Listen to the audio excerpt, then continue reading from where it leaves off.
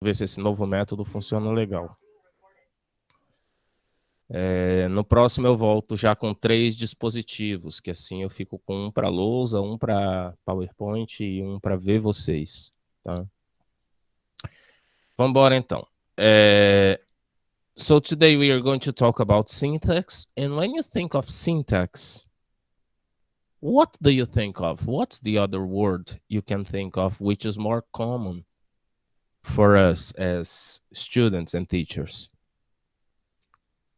If we talk about syntax, it seems that we are being kind of euphemistic, not to say a word that most students are really scared about. What is it? Syntax is the same as what? Is the same as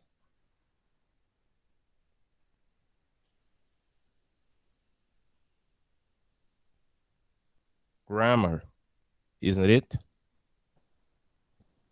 So, what is grammar all about? What do you understand by grammar? If you had to define grammar to a student, why is it important to study English grammar when you are studying English as a foreign language? Or why for is it you important? to not Yes. for you to not make too many mistakes and not to be understood by the foreign person. Yes. This notion of mistakes uh, is a notion that is really, it's deeply related to grammar. So it means that there is a certain correct way of speaking and writing. In linguistics, especially in discursive linguistics, uh, we have the example of the tree. Cyril Pocente used to say that when we are doing linguistics, we are like botanics. We don't look at the tree and say, oh, this root shouldn't be here, or this leaf is wrong. We just look at the tree and describe it. But when we are talking about syntax, it's like there is an ideal model that should be considered like the prototypical tree. Yeah. Um, so syntax refers to this model. Now, syntax comes from a Greek word. Oops. Syntax comes from a Greek word. And this Greek word means what? Means order. So, how does grammar relate with order? What's the relationship between grammar and order or arrangement?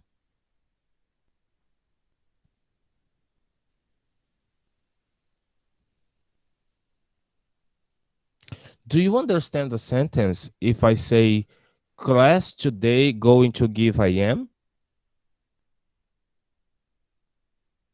Is it Well, intelligible? it is. I think it is. It is somehow intelligible, but is it the way people are used to speak? No, it's not.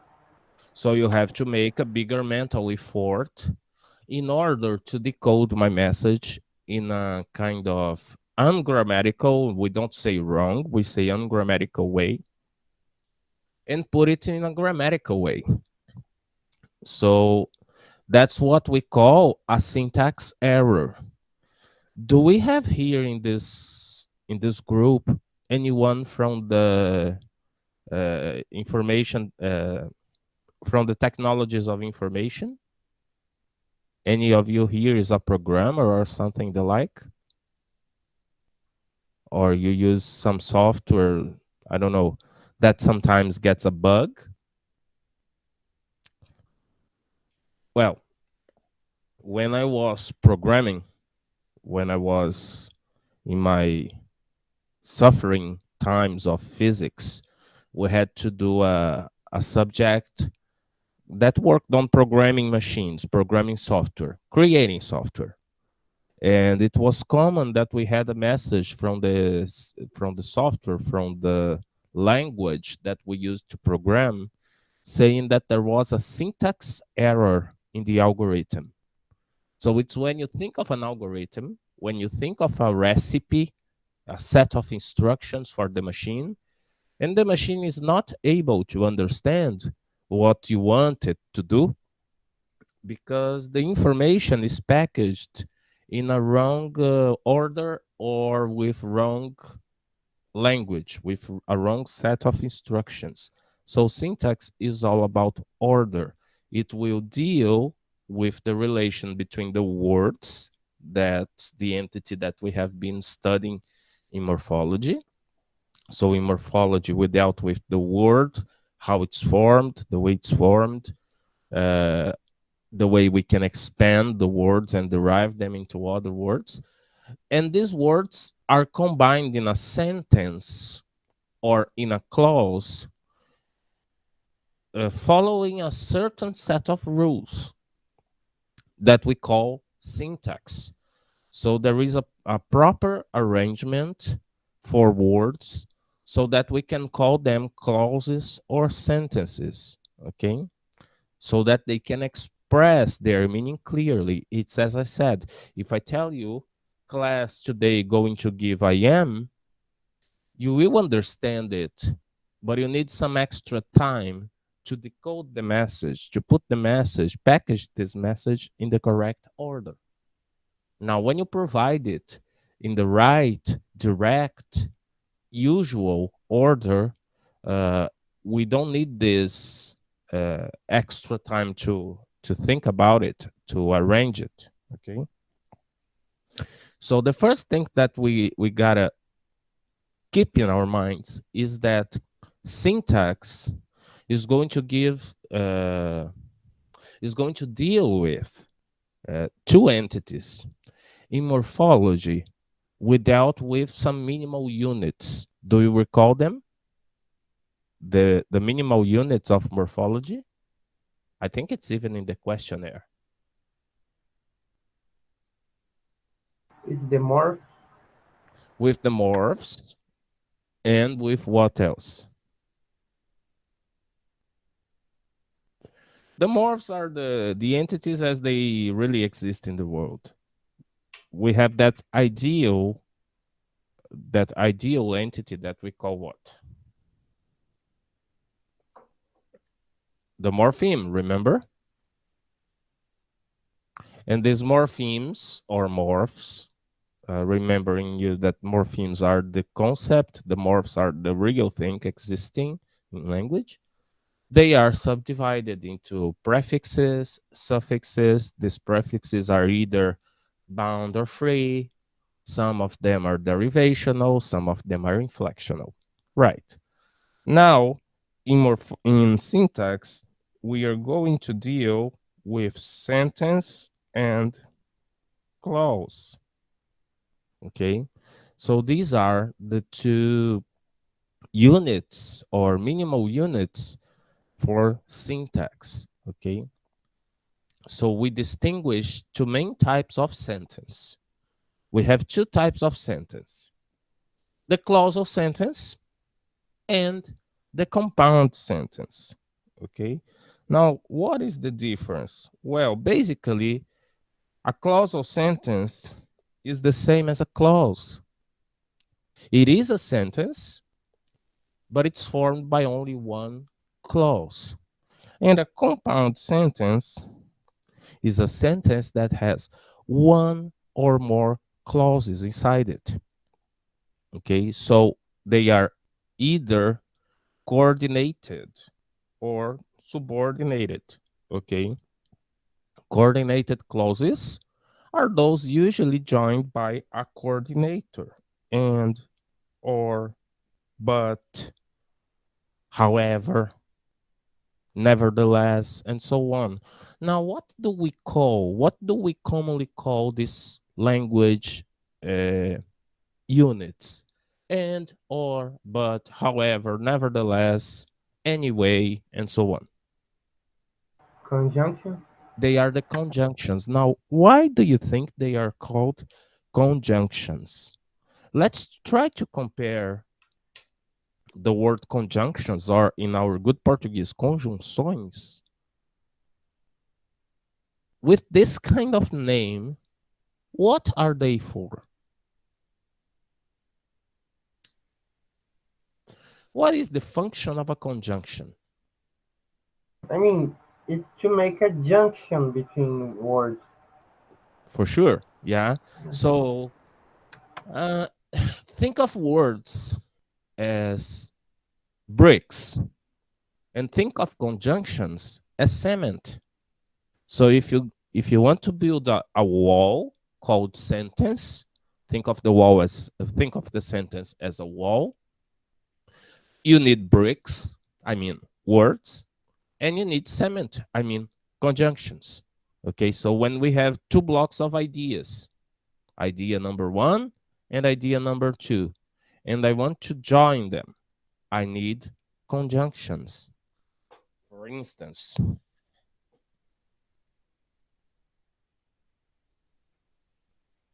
um, just a moment.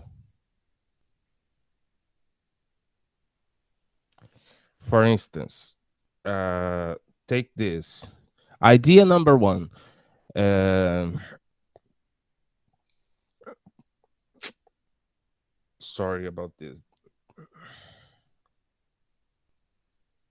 Idea number one. Ushoa is our morphosyntax professor. Okay. Idea number two. Today we have a class with him. Now, how do you join these two ideas? We need a conjunction. What conjunction would you use to connect the two ideas, that I am your professor and that today you have a class with me? If I put a but here, does it make any sense? Ushua is our morphosyntax professor, but today we have a class with him. Does it make any sense? No, So what? unless sorry, uh, unless we don't actually have a class of that that subject. I guess the name. I mean, if we have a class of Latin and suddenly you are a professor today, but you actually don't teach Latin, That's that it. will make sense. That's it. So you have, let's think of a general formula. You have idea one and idea two. And in between, you can have idea one plus idea two, or idea one versus idea two, or idea one uh, which would produce an expected idea two, but idea two is contradictory to what you expected. So depending on this middle here, you would need different conjunctions. Okay. Idea one, Ushua is the professor for morphosyntax. Idea two, we have a class with him. So the only possible way to use here is and. Idea one and idea two, which means joining ideas together. Okay. So this is the notion of conjunction. So what you have in idea one is what we call clause one. And I'll put I for idea. And idea two is what we call clause two. So when we use conjunctions, we join clause one plus clause two. What I have before and is a clause. What I have after and is another clause. Another example. Um, our class, uh, it's difficult to write with this small cell phone. Our class, our class starts at 7:45.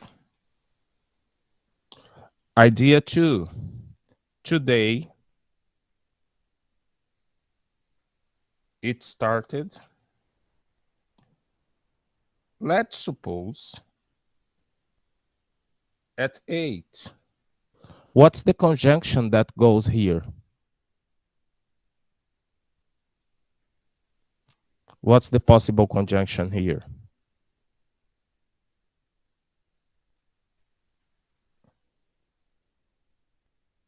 To join idea one, so this is information one, and this information two. How do I join one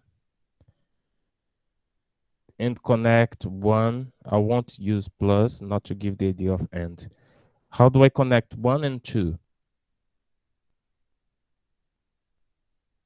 What's the only possible conjunction? But, okay, so idea one, opposition, idea two. Okay, so this is the meaning of conjunctions, and what you have here under one is a clause, and what you have here under number two is another clause, okay? So this is what we call clauses, and not every sentence is a clause, okay? It's important that you know that not every sentence, sorry, not every clause is a sentence, but every sentence should have at least one clause, okay? Right, so going back to the slides here, okay. Um, Take this. Sue went to London last week. This is a clausal sentence. Okay. Why is this a clausal sentence? How many ideas are there here? Sue went to London last week. How many pieces of information can you grasp out of that sentence? Which is a clausal sentence?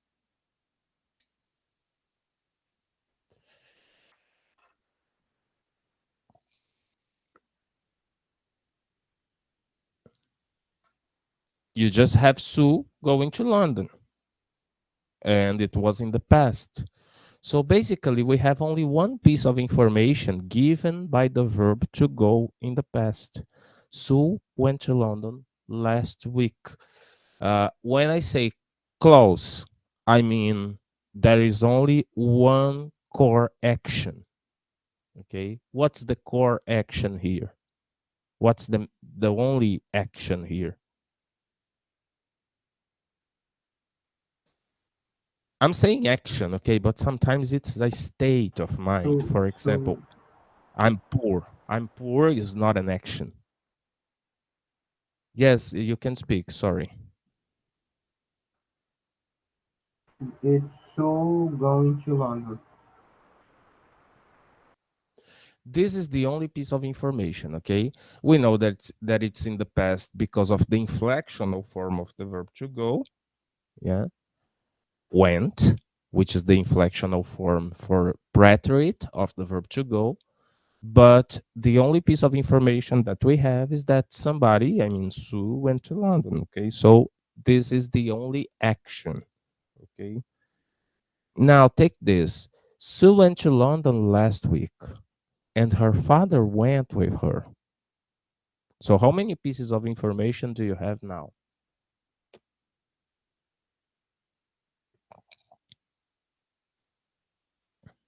Here you have information number 1 in green, and you have information number 2 in purple. Her father going with her. Is this clear for you? So there are two, let's say, agents of the verb to go, Sue and Sue's father. And I need to join these pieces of information into only one sentence. So I use the coordinator and. Okay, that's why we say that compound sentences are sentences with more than one clause.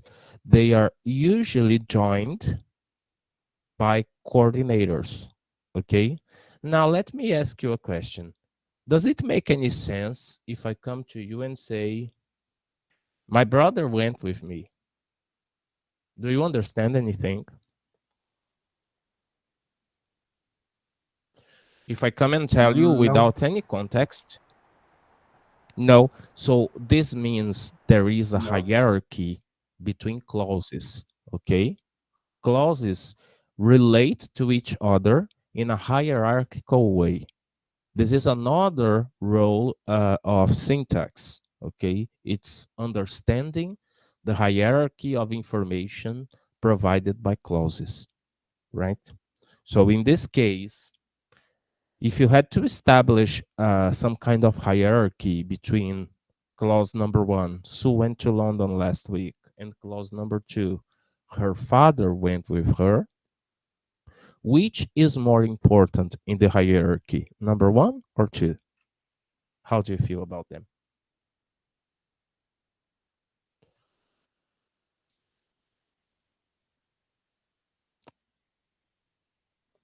Number one. Number one is more important. 1, because 1 has independent existence. It does not require a previous context. Sue went to London last week is completely understandable, whereas her father went with her without the previous piece of information is, I would say, meaningless unless you have a shared context in the conversation. Now, it's important to say that and in this compound sentence is neither part of clause number 1 nor part of clause number 2. It's a coordinator, okay? It's operating to join two clauses, a dependent clause and an independent clause together, okay? Any questions about this? Let's move on. So we take this other example. We read the text, which you recommended. We have this which you recommended, which, as you can see, is referring back to the text. Okay. So in this case, although we have two verbs, and what are they? What are the two verbs here?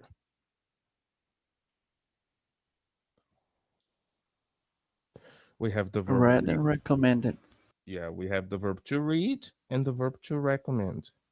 So we are used to think like this. Oh, one verb, one clause. Well, not always. Okay.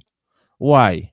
Because which here is referring back to what? We read the text, which you recommended. What is the reference of which, of the pronoun which?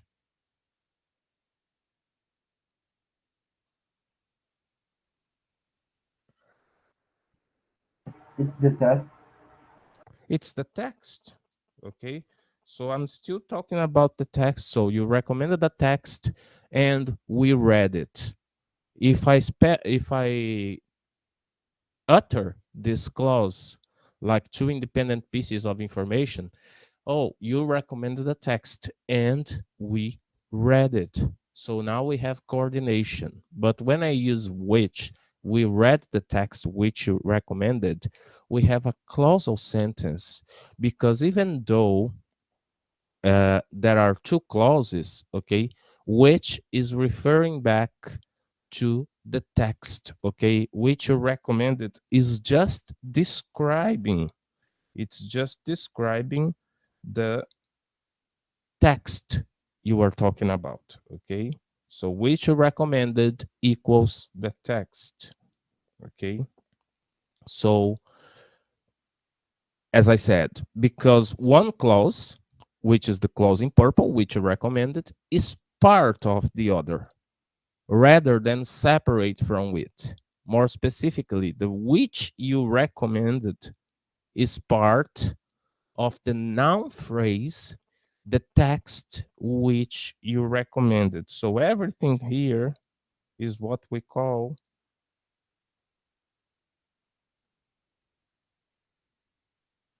a noun phrase. Oh, hell. What is a noun phrase? A noun phrase basically is a phrase, which is not a clause, okay? A phrase is a set of words which are interconnected and refer to only one entity, in this case, the text, okay? Probably understanding noun phrases may be difficult at this first moment, but I'd like to recall you of the concept of phrasal verbs. What is a phrasal verb? What does a phrasal verb consist of? Like give up, wrap up, go down, send up. A verb What? plus a preposition. Basically, two words. So, what's the notion of a phrase? It's a set of words that appear together, and if you articulate them together, you have a meaning. Okay, they are meaningful when they come together. Okay, so a noun phrase is a set of words whose head is a noun. In the text which you recommended, we have a noun phrase. Let me try to show you the text which you, oops,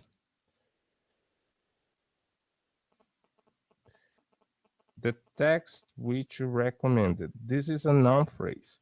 Would you please find the head of this noun phrase for me?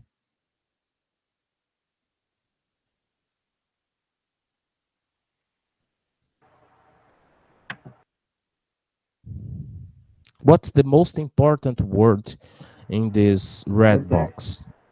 The The text. text. Now, between the and text, which is more substantial? Which is more important? The or text? Text. Text.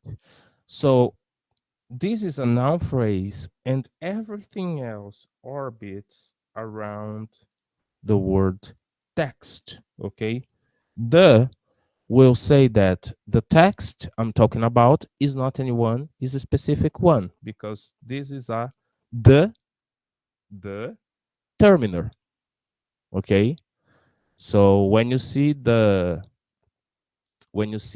the, you can think of a determiner. Okay. We normally call it as well a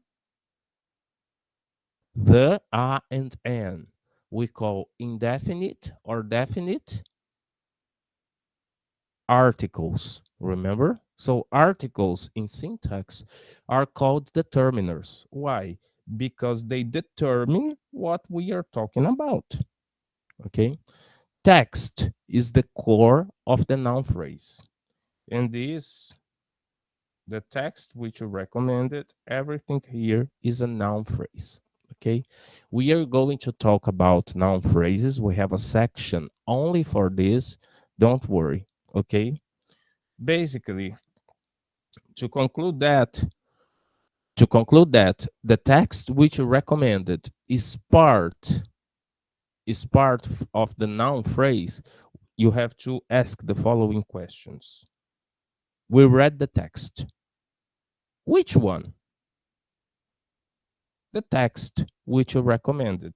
And as you can see, the text is referred back in the text which you recommended. We read the text, period. The one which you recommended. This pronoun, the one, refers back to the text.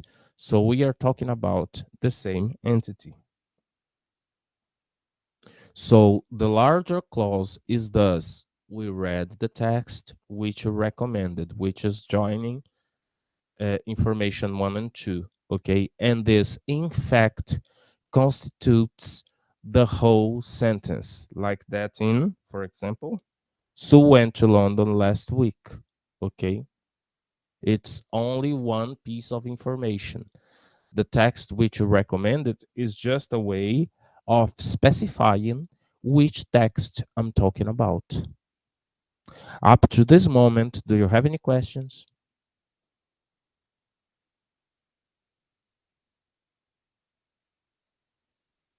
Do you understand what is a sentence and what is a clause, the difference between sentence and clause?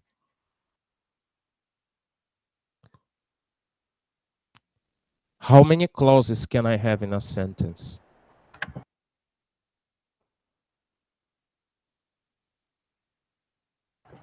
Do it really has a number? I think it depends on the number of the on the size of the sentence. So just Yeah, to make, yeah, just make things basically. clear. So okay, Yes, Matheus, go on. I was going to ask that just to make things clear. A clause is the information that is given in a sentence. Can be more than one, right? Perfect. In a sentence, we may have an infinitesimal number of clauses. Okay, so there's no limit for clauses in a sentence. Of course, if you have lots and lots of clauses in a sentence, it will justify the naming complex sentence because you make it complex, you make it difficult to understand, you make it complicated. So when we have only one clause in a sentence, I mean that you have a clause. This clause is self sufficient, I'd say, to provide meaning, semantic meaning. If you have only one clause in a sentence, you call it a clausal sentence because it's a sentence made of only one clause. If you have more than one clause in a sentence, this sentence is a complex sentence. Okay? So we have two types of sentence: clausal, also called simple sentence, or complex sentence, which can have two or more clauses. Okay? Now, how do you identify a clause? Normally, a clause has a verbal element. Okay? It is a kind of there should be a core of action or state of being. When I say action here, please don't take it too serious because sometimes it's just a state of being. Okay. Like in I am a teacher, there is no action involved. Okay. It's just what I am. It's the state of being. I have become one and now I am forever. Even if I stop working as a teacher, but I am still a teacher. Okay. This is not really an action. It's different from saying I'm teaching now. In this case, it's an action. There is even the gerund form saying that the action is in progress. Okay. So action is the simpler way to refer to verbs, but they are not only action verbs. We have those state of being verbs as to be. Well, the fact that the two types of yes, Mateus. Just to make things clear, so a noun phrase is a sentence that focuses on this on one noun. That's the definition. Yes, for this moment, this definition will work. We'll go deeper into noun phrases in no time. Okay, but that's it. Okay. A noun phrase is like, for example, the beautiful girl sitting on the square is looking at me. Okay, so the beautiful girl sitting on the square on the sorry, the beautiful girl sitting on the square is a noun phrase. Okay, now there are other elements inside this noun phrase. You can analyze them internally in relation to the noun phrase, but this whole thing, which is the subject of the sentence, is the noun phrase. Normally, Oh, noun phrases are normally either the subject or the object of a sentence. Okay, direct or indirect objects. So noun phrases have a lot to do with nouns and pronouns, right? like like the beautiful girl sitting on the square is looking at me. The main point of the sentence is the beautiful girl. The other things are just It's the adding girl. information. Yeah, the Yeah, main the main point of thing is the girl. is girl, the word girl. Yeah, yeah, All the rest is orbiting around the noun great. girl. That's why I call it noun phrase. Okay, because Okay, thanks. being I beautiful is understood. a property of girl. Yeah, Being the is a property of girl because it's the, not a. yeah. Being sitting on the square. Well, this is a verb phrase because sit is a verb, but inside a noun phrase. Phrases are like groups and subgroups in mathematics. Like in this class, I have a group. You are the group Morphossyntax. Now, in this group, I have subgroups. I have the subgroups of boys and girls. I have the subgroups of people who live in São Luís and people who live in other small towns in the state. I have other subgroups, the rich and the poor, and so I can have lots of subgroups inside noun phrases. There may be some verb phrases or prepositional phrases. For example, sitting on the square. On the square is a prepositional phrase because it indicates a positioning. Well, take it easy. We are going to explore each type of phrase in no time. Okay, we'll cross the bridge when we come to it. Don't worry. But you understood the concept of a noun phrase. A noun phrase has as its core a noun. Okay, and everything else is less important than this noun. Okay, so going back here, the fact that the two types of sentence, I mean clausal and complex, are distinguished in terms of clauses implies that we take the clause to be a more basic unit than the sentence. Well, this is a bit obvious, I'd say. A brick is a more basic unit than a wall. A computer system is a more basic unit. Sorry, a keyboard is a more basic unit in relation to a full computer system. Or a cell phone is a more complex unit in relation to a touch screen. It's the same, yeah. So a clause is the raw material. Let's put it this way. Clauses are the raw material for sentences. Okay, sentences are built up from clauses. Okay, if you want to build a sentence, you need clauses and conjunctions, which we normally call coordinators and subordinators. Okay, so this reflects the fact that in speech, it tends to be more difficult to determine the boundaries between sentences than the boundaries between clauses. Okay, so sentences also get together to each other. And what will they form? When I join sentences together, what do I form?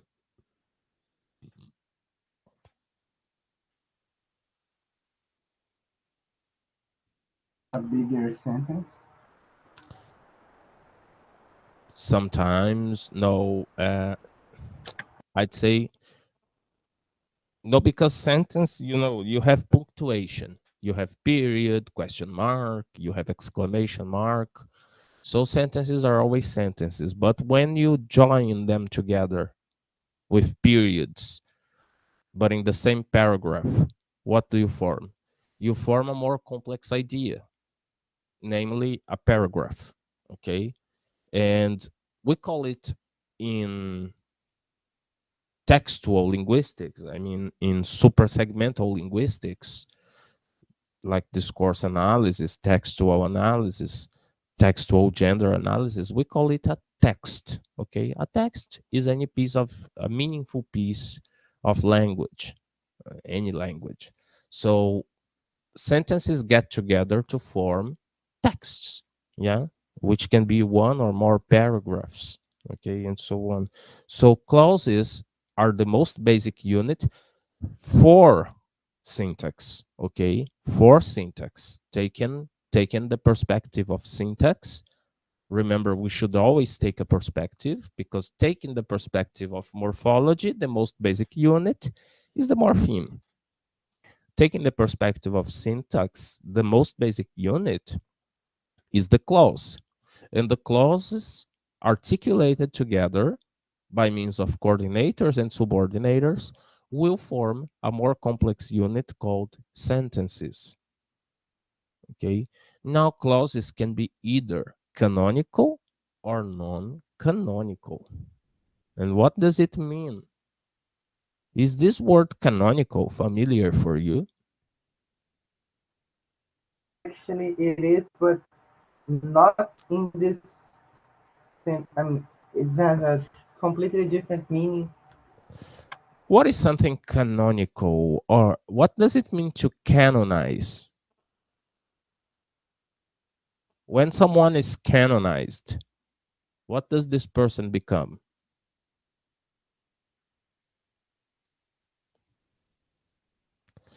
Like Dulce dos Pobres, she was canonized. What do we call her now?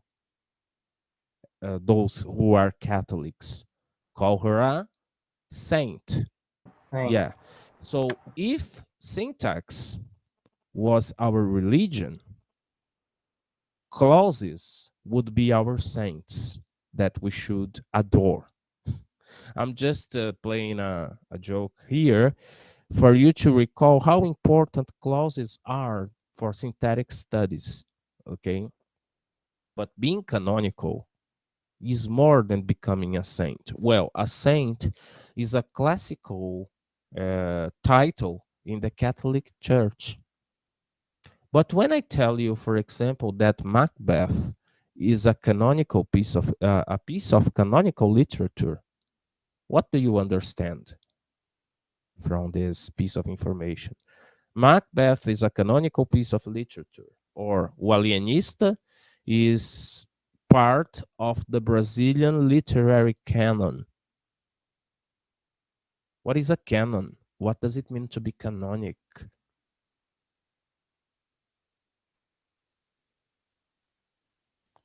Would you find a synonym for canonic?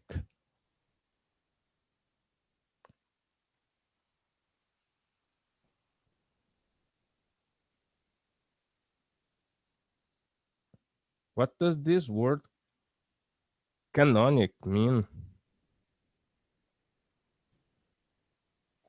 be honest, the meaning I know of canonic is not our thing. Because yeah, that's something about manga and anime. Okay, you know that the anime comes from manga first, right? Mm-hmm. Yes, go We on. call the things that are in the manga canonic. If the anime creates another thing that is not in the manga originally, it's called non-canon. Is that a similar meaning than this one? You are To on the this one? right. You are on the right path. Canonical, or is what is prototypical. You see, you know what a prototype is, don't you? Yes. What is a prototype? Is the ideal type of something. When you imagine you are engineers and you are designing a car, and then you have to build a prototype. The prototype is the first, uh, the exemplary unit of your idea. Okay, a canonical clause is that kind of clause, not not really as all clauses are, but they are the role model for, uh, as all clauses should be.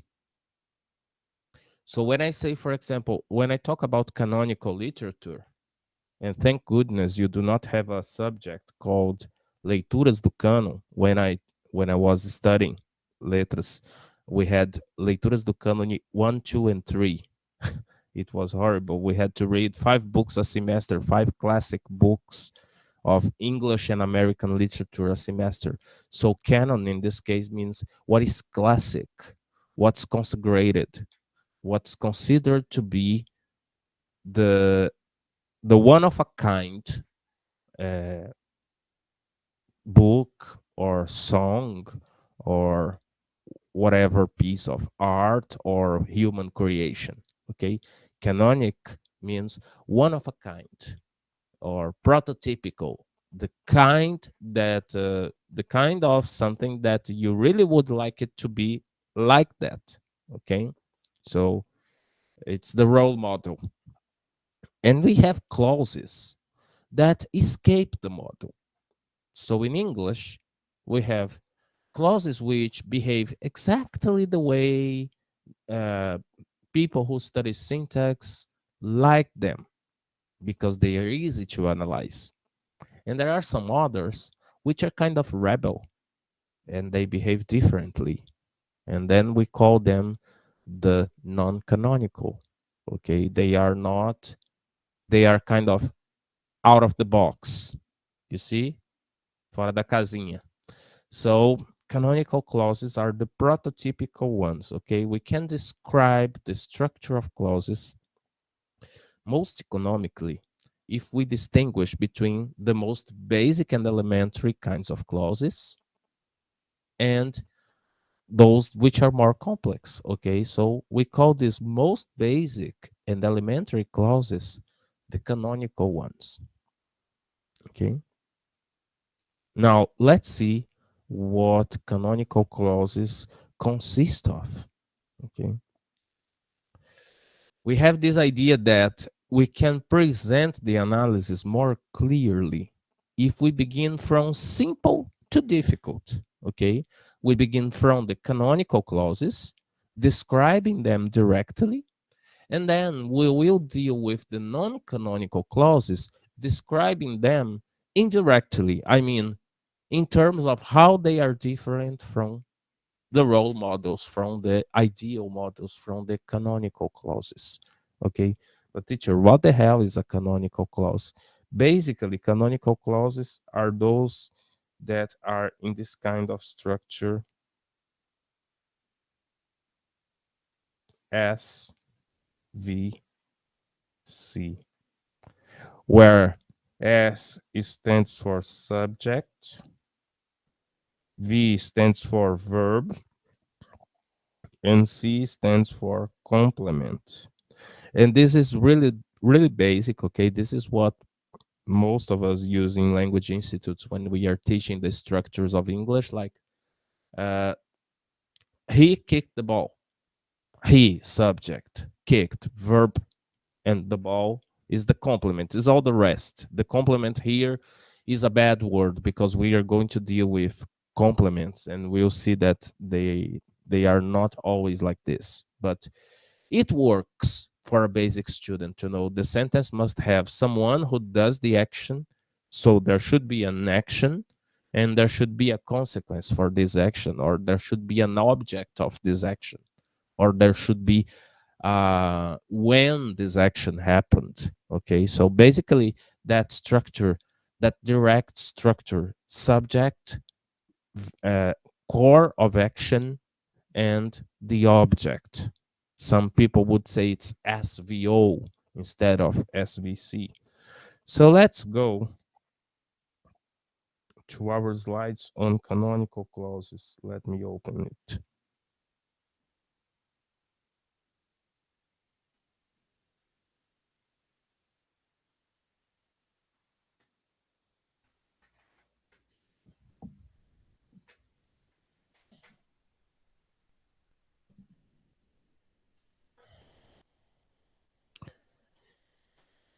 So,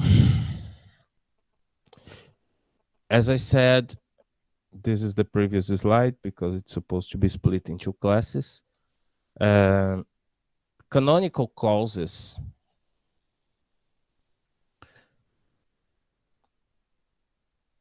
are like this, okay? This is the recipe of a canonical clause. Canonical clause, like in 1A, she has read your article. B is non-canonical. She has not read your article. What is the first difference you can realize between canonical and non-canonical in this example here? What should canonical clauses be, which non-canonical normally are?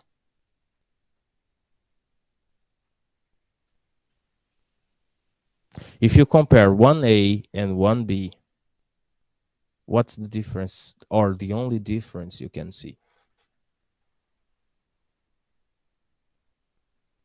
She has read your article. She has not read your article. What's the only difference? The negative, because So become a negative sentence. that's it, Query. So rule number one to be isso aqui this is the famous do's and don'ts, ok? Cagaçãozinha de regra das canonical clauses. Qual é a primeira regrinha da canonical clause? Canonical clauses should be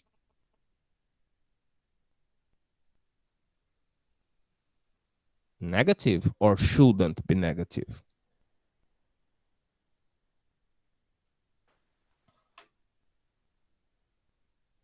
Canonical, look at the columns, canonical and non-canonical.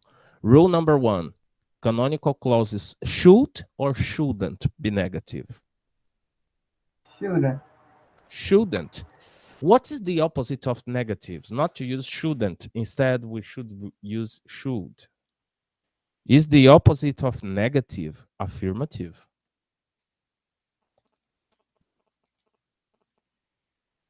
Are you sure Yes. of that? If I tell you, I don't have any money here, is it negative or affirmative? Or it's negative and affirmative at the same time? Só porque eu disse que não tenho dinheiro, eu deixei dúvida? I don't have any money here.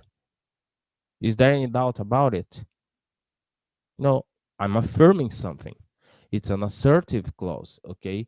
The real opposite of negative is positive, like in math, okay? Like the clause, I have no money. Is it negative or positive?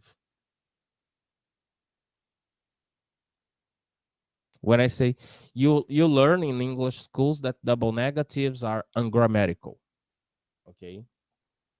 So when I say I have nothing to do today, is it a negative structure or a positive structure?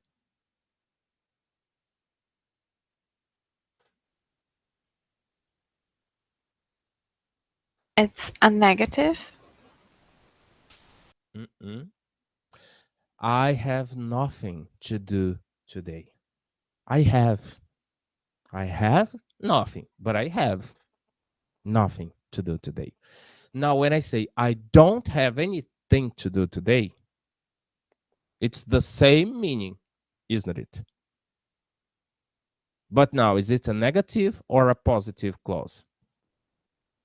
I don't have anything to do today.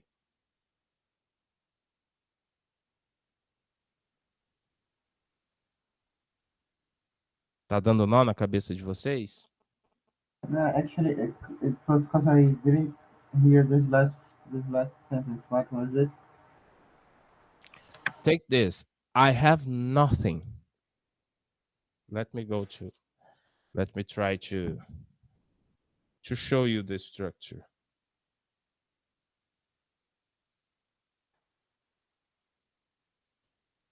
I have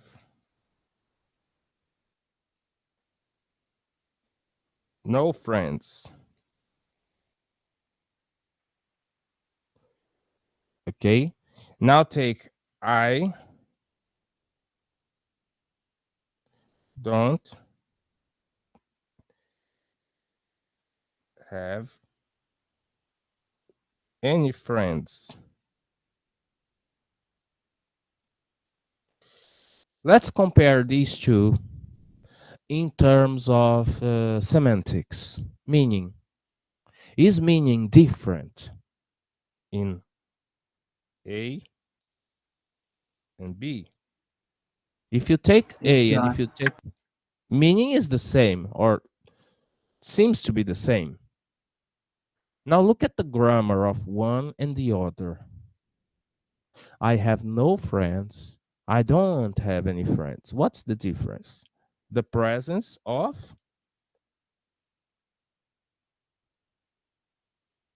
The verb to do plus the negative. The auxiliary verb. Auxiliary verb. the presence of not. So when I talk about negatives, when I say negatives or positive, I mean is not present in the clause or absent. Okay. Here, I have no friends. The idea of uh, the negative idea behind this is given by no and not by not. Okay. No goes in positive sentence. This is positive. This is negative. Why? Because of not. Uh, that's why some traditional grammars say it's wrong or ungrammatical to say, I don't have no friends. Why? Because you don't know if it's positive or negative, because you are using double negatives. And double negatives in traditional grammar, in prescriptive English grammar, are considered to be wrong. Okay? Well, so being positive or negative, the opposite of negative, in fact, is positive. Okay, I hope you understood it. So, rule number one, canonical clauses will never have a not. Okay, they should always be positive. Okay, the opposite of a negative sentence or negative clause is a positive sentence or clause, not affirmative. Because she has not read your article is affirming something, is very assertive. The difference is between affirmative and speculative, you see, or interrogative. She has not read your article is different from she may not have read your article. Now I put a may, I introduced the probability thing. Okay, so this is not affirmative anymore. Affirmative is the same as assertive. Okay, so when you say something for sure, you are being affirmative, even if you use a not. Okay, it's a difference in terminology. Okay, and it's a difference. We normally use the term in a it's a misuse of the term affirmative, ok? Quando a gente refere a uma oração afirmativa, uma frase afirmativa, a gente acaba cometendo um uso equivocado do termo afirmativa. Na verdade, é positiva, tá? Porque afirmativo, tipo, ele não tem nenhum respeito. É uma afirmação, embora com uma estrutura que carrega em si o negar do verbo ter, no caso do ter respeito, ok? So she does not like to read romance. A estrutura, né, é de negação. It's a negative structure, but it's giving a piece of information about her, okay? She doesn't like to read that kind of literature, okay? It's assertive about her, okay? So rule number one, canonical clauses must be positive, okay? They are, or if you prefer, canonical clauses are never negative, right? Okay, class? Difference number two. Let's go here. Number two. What's the difference you can see?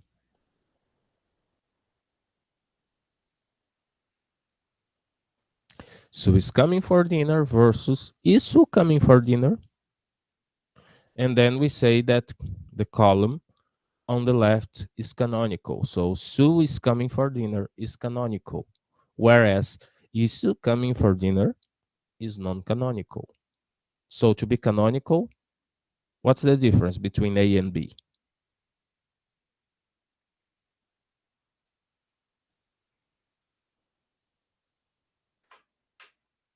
What's the only difference you can see? There's only One one. affirms and the other asks. Yes. Now, yes. This is affirmative. Okay. Sue is coming for dinner is affirmative. Whereas this is interrogative. Okay. So canonical clauses are never questions. They are never interrogative, which is the same as to say canonical clauses are always affirmative. Okay. If you prefer declarative, they always declare something, right? Number three, they Let knew me the just ask you something. yes, yes, So Matheus. just make things clear. That example you use on the first the first rule. Uh, she has no friends. Is it canonical or non-canonical? She has no friends. Let's go back. She has. No friends. What do you think? Well, I give you back the question. it's positive but with a negative intention. That's the way we call it, right? Intentions don't count. Intentions don't. Uh, we are working with the structure, not with the meaning. Uh, When I say so intentions don't count, I mean semantics is not that relevant at this approach. In this approach, she has no friends. Is there anything here of negative, or it's just declarative? it's declarative, So this is completely canonical. canonical. All right. Okay, Okay then. because we have she, subject, has as the verb capsule, and no friends as The the complement. objects. Uh, Although no friends is an object that does not exist in reality, in semantics, okay, but in the structure of the sentence, it's there, no friends, so it's the object, okay? Going back here. So what's the difference in number three between they knew the victim and she said that they knew the victim?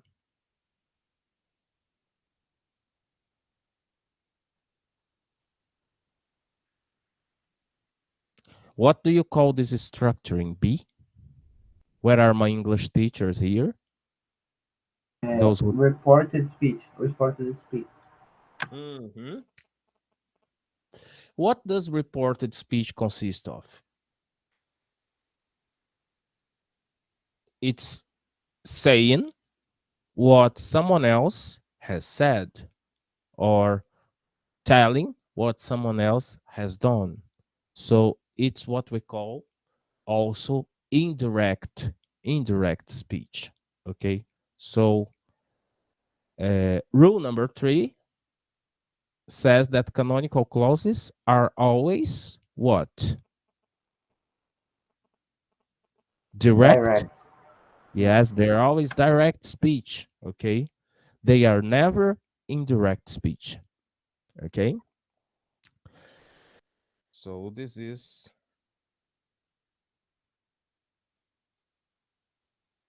they are always direct. Number 4, he missed the train. And compared to either he missed the train or it is late. So we have the he missed the train part in B, but we have other pieces of information. And how many clauses do you have in B? Either he missed the train or it is late. How many clauses are there here in B?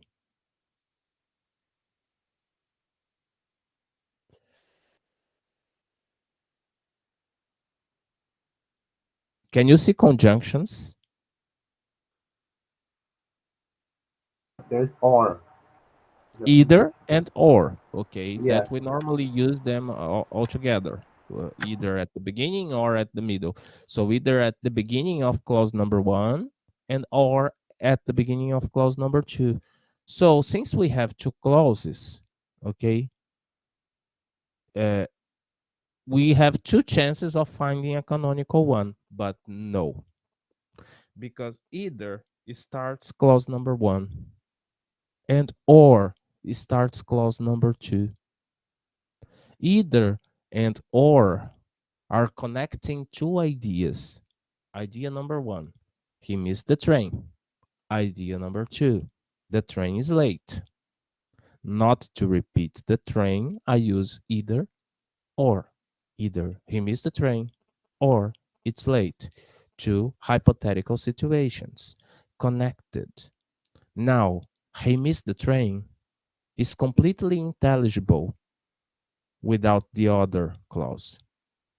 The train is late or it's late. It's not because I'm using a pronoun that it's not intelligible. If I say the train is late, everybody understands. So they are two independent clauses, but they are joined by coordinators. Okay. So he missed the train is like the subject is he, missed is the verb, and the train is the object. But here, I do not have coordination, and this is coordinated. B is coordinated.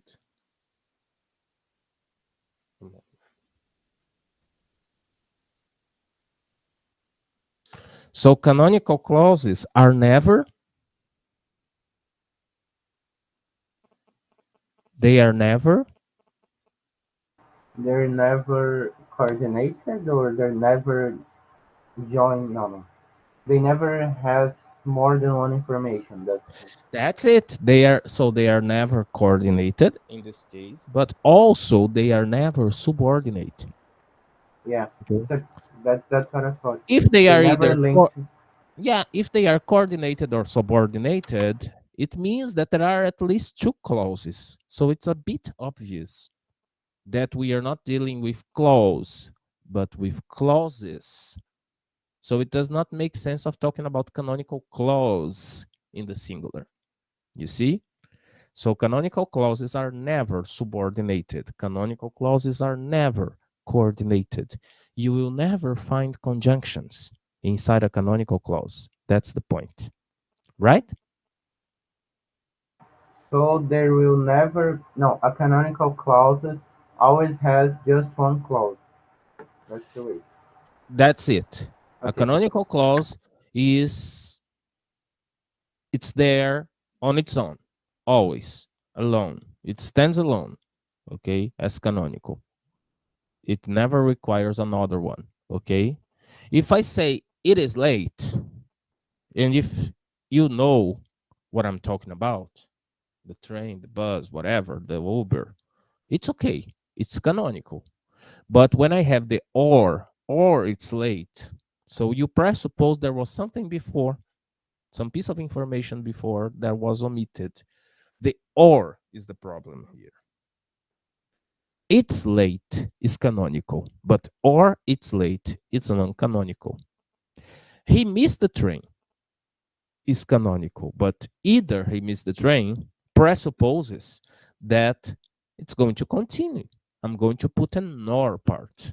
So either he missed the train is non-canonical. You see the difference? He missed the train is a complete package of information. Either he missed the train gives me the sensation that there's something to come, so we expect the sentence to be completed. That's why it's non-canonical. Okay? So do you understand what we are doing here? We are understanding the prescription of how canonical clauses should be. Okay? And I'm showing you practical examples of how they behave. Okay? The last one is the secretary took the key versus the key was taken by the secretary. What's the difference between A and B here?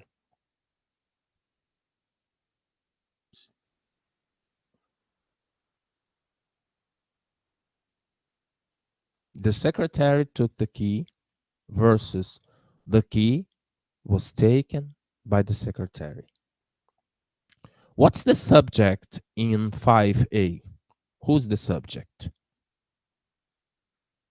Secretary. The, the secretary is the subject. Now, how about in B? The key was taken by the secretary. Who's the subject? The key. But a classical definition of the subject, a canonical definition of the subject says that the subject does something. Yeah, he does the action. Well, we are going to question this idea in the future, but let's stick to it because it's the simplest way that we teach subject and predicate for children.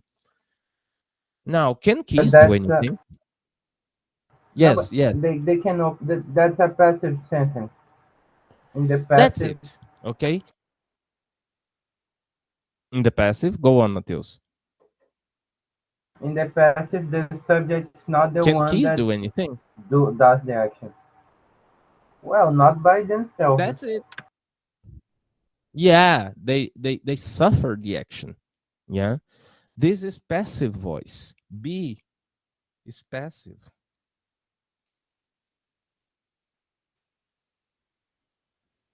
Whereas this is active. So canonical clauses are always active voice. Okay? They are never passive because I need in a canonical clause, I really need that the subject do anything, do something or be in a certain state. Okay?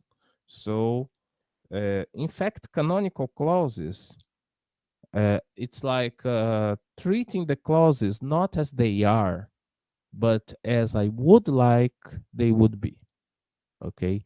And if they are not as I would like them to be, I can kind of work on them and change something in the structure to make it simpler so that I can analyze and then I go back to the complex structure to explain that complex structure from a simple structure.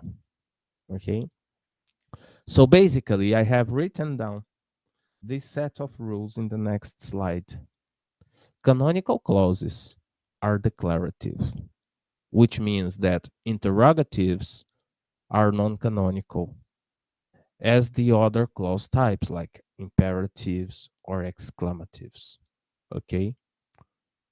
So the only possibility to be canonical is being declarative. So, oh my God is non canonical because it's an exclamation. Or do the exercises for tomorrow is non canonical because it's an imperative. Okay. The only way to say a clause is canonical is like the earth is blue. This is okay. The earth subject is the verb. Blue is the object, the direct object. In fact, it's not the object, it's the predicative complement because it's what the earth is. Okay?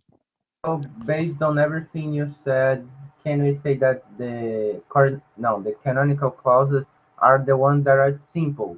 I know that's not exactly the definition, but we could resume it in this, right? Yes, canonical in our context here, in the context of this class today, canonical can be taken as a synonym for simple or the simplest type of clauses. Okay? And being simplest means being the easiest to analyze. Why are we working on canonical clauses? Because in the future, we are going to deal with synthetic analysis. And we will come across structures which are kind of complex, they're kind of difficult. So we need to make them simpler. We need to get them and turn them into the simplest structure so that we can analyze synthetic functions. Is that clear? It's part of our strategy. We are learning canonical clauses not because you are going to be tested on it, but you are learning this to have a kind of tool in your hands that you'll be able to use to make complex structures look simple. That's it, Mateus. Perfect. Any questions, guys? Basically, what's in this slide is what we have done in the previous one, but in text, okay? So we are transcribing the conclusions of our discussion. Canonical clauses are also positive. Negatives are always non-canonical. By negatives, understand the presence of not, don't, haven't, everything that has a not inside. Don't make confusion between not and no. Okay? I have no friends is declarative and positive. I do not have friends is non-canonical because it's negative. You have a not there. Okay? When I say negative here, I don't mean the semantic intention. I have no friends. Okay, semantically, there's something negative. Okay, please take it as a metaphor. But the structure is declarative. Okay, it's the way I am. I have no friends. Okay, I have no money. So it's the same as saying I'm poor. I have no money. Okay, canonical clauses are always main clauses. They will never be subordinate. Okay, subordinate clauses as that they knew the victim. In the previous example, she said that they knew the victim are non-canonical because of the that, because of the conjunctions. So if there is a conjunction involved, it's non-canonical. Canonical clauses are also non-coordinate because of this feature. If there is a conjunction involved, it's non-canonical. Okay. And canonical clauses are also always active. Passive clauses, like the article was written by Mateus, it's non-canonical because articles don't do anything. So this is in passive voice, and passive voice is always non-canonical. Canonical clauses must be active. And why are we studying them? Because canonical clauses package the information in the grammatically most basic way. It's exactly what Mateus has said. They are the simplest type. Okay. Thus, I have now read most of the texts is canonical. Although there are some words here like now, but we have the basic SVO structure, subject, verb, object, or SVC, subject, verb, complement. Okay. Now take this other example. Most of them I have now read. There is a problem in order here. Although it's grammatically correct, Mateus, how about the text? Oh, teacher, most of them I have now read. It's perfect, okay, in terms of style, but in terms of syntax, it's difficult to analyze. It's okay, it's grammatical, but it's hard to analyze. So we have to manipulate the clause and turn it into I have now read most of them, most of the texts. Okay. So this in piece in red is canonical, the one in purple is not. Okay. I mean, to understand the second clause, you would need a question first. Have you read the That's it. text, and then you can understand it alone. That's it, Mateus. Perfect. That's it. You need context. If you need context, if you need what came before, it's difficult to analyze. So we always try to make the clause independent of contexts. Not always we are able to, but we try hard to make it independent, to make it canonical. The basic structure is this: a subject, an auxiliary verb, an adverb. I mean, this is the most complex one, okay?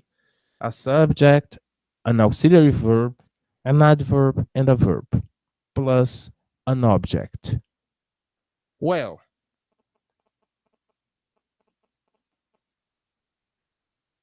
I can package this and call it in math. When you have complicated equations, what do? You call you have equations inside equations. So what do? You call equations x, y, z, and solve the simpler equations and then put them back in the more complex one. We can call this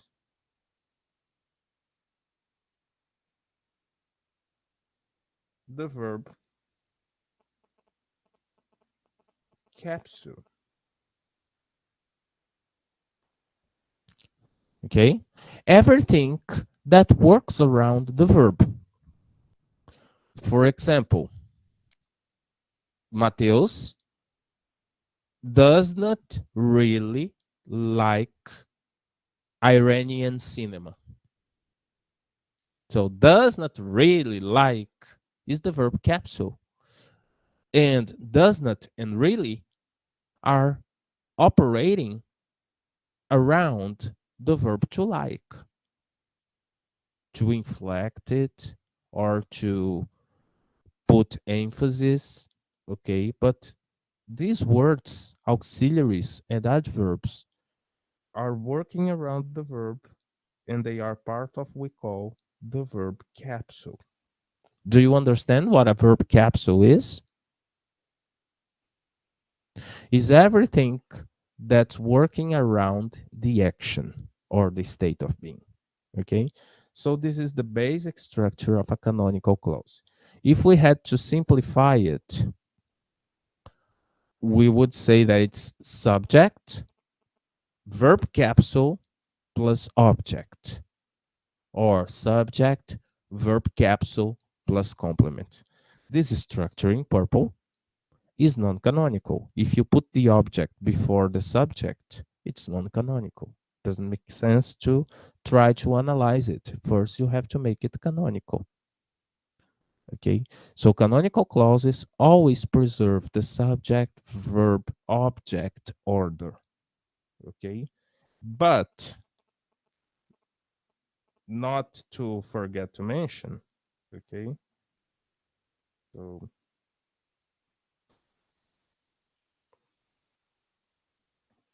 this subject verb order sometimes is subject verb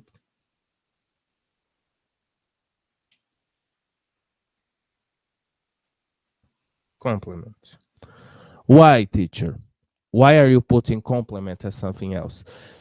Well, we can say object or complement because when I say I am happy, well, happy is not an object. Happy is what I am. So happy is describing I. It's describing me. So I equals happen. Happy, sorry. In this case, happy is a predicative complement. Okay? Subject oriented because it refers back to the subject. We are going to talk about this, okay? What I mean by the subject verb order is just a way to establish a dialogue with what the textbooks uh, of English for foreigners normally call the natural order of English, SVO or SVC. This is the canonical structure, okay? As in, they knew the victim, and she said that they knew the victim, okay? In all the examples of the non-canonical clauses, in all the examples that we saw, the non-canonical clauses differ in their structure from canonical clauses. But this is not always so. Take this example in 3b. They knew the victim. She said that they knew the victim.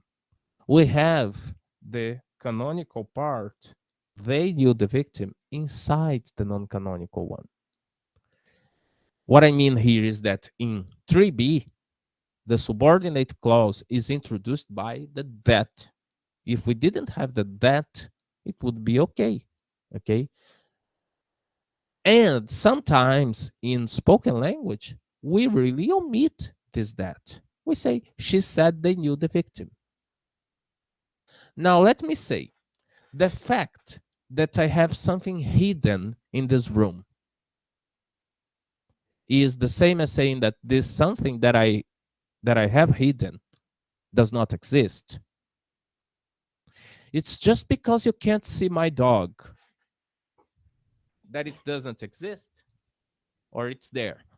It's there, but I decided to cover it.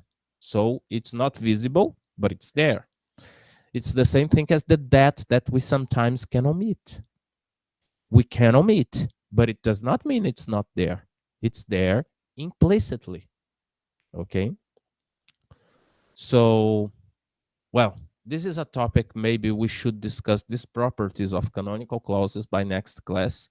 But what I would like you to reflect on is that what we omit is not a synonym of not existing.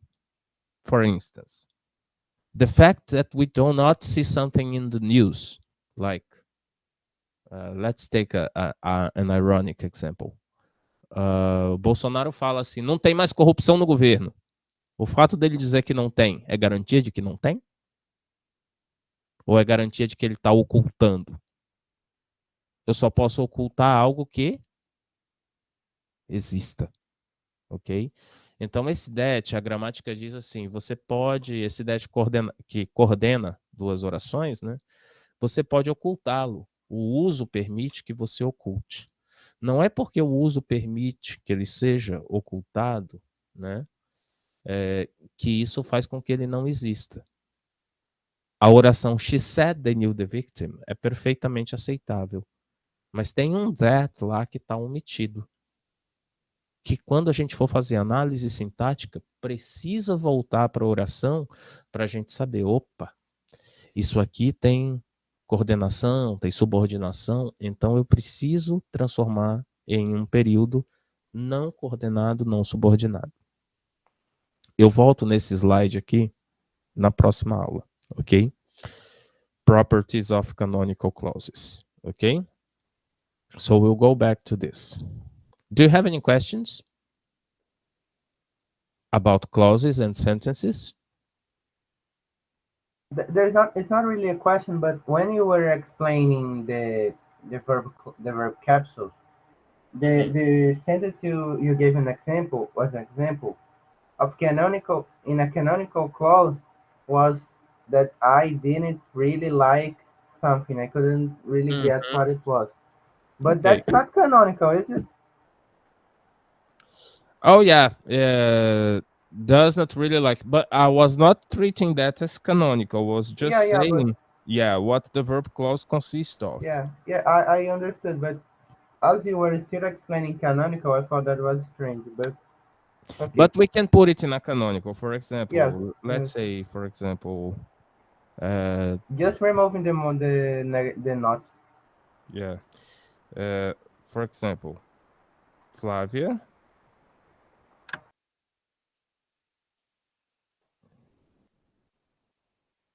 really speaks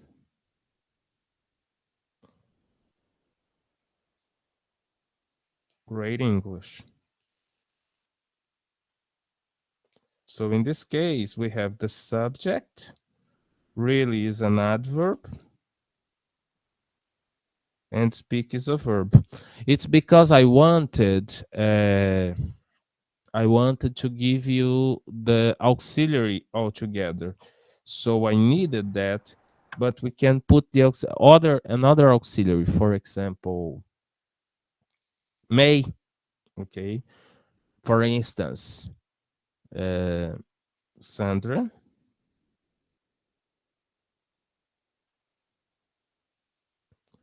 may have Sandra may have passed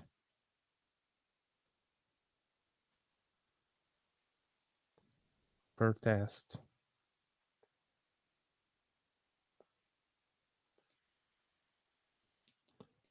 brilliantly. So I just displaced the adverb. So we have an adverb, we have may have passed, which is the verb capsule. May is auxiliary, I mean the model. Models are auxiliaries. Have is another auxiliary for the perfect verb tenses. Past is the main verb, and this is what I call the verb capsule. And in this case, the adverb is outside the verb capsule. Ok? Tranquilo, gente? Yeah. Tudo bem. Então, if we don't have any other questions, I'll close for the moment and then we go back to this slide, properties of canonical clauses. We are going to discuss their properties, the rest of their properties by next class. Okay? I'm the last one to leave. You can leave if you wish. Okay? Have a nice weekend for those who do not have a class tomorrow. Have a Okay. nice Until weekend. next See you. class, teacher. Bye bye. Bye, Okay? teacher. Bye. See you next class.